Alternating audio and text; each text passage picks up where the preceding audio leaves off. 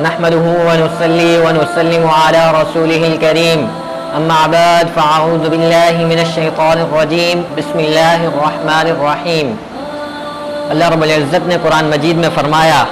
قل ان صلاتي ونسكي ومحياي ومماتي لله رب العالمین، کہ کہہ دیجئے پیغمبر صلی اللہ علیہ وسلم کہ میری نماز اللہ رب العزت کے لیے ہی ہے،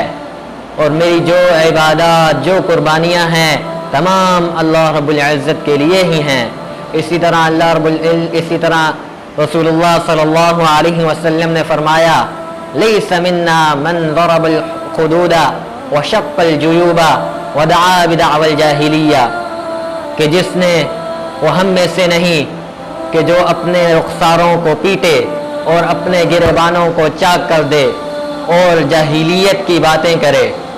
تو اس سے ہمیں معلوم ہوتا ہے کہ جو بھی کام کیا جائے وہ اللہ رب العزت کے لیے ہی کیا جائے۔ اس سے ایک مسئلہ بھی پتہ چلتا ہے، وہ یہ ہے کہ اگر نماز پڑھی جائے تو اللہ رب العزت کے لیے پڑھی جائے، اگر قربانی کی جائے تو اللہ رب العزت کے لیے کی جائے، اگر صدقہ کیا جائے تو اللہ رب العزت کے لیے کیا جائے،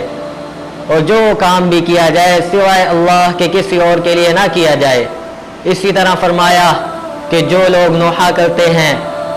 مرے ہوئے لوگوں کے اوپر اپنے چہروں کو پیٹتے ہیں اور اپنے گریبانوں کو چاک کرتے ہیں اور اسی طرح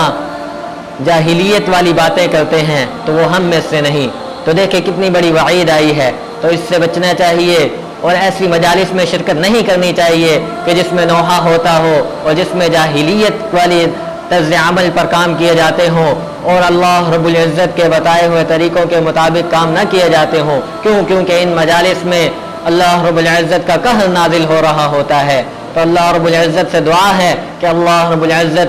ہمیں کہیں سنی باتوں پر عمل کرنے کی توفیق عطا فرمائے۔ وآخر دعوانا ان الحمد للہ رب العالمین۔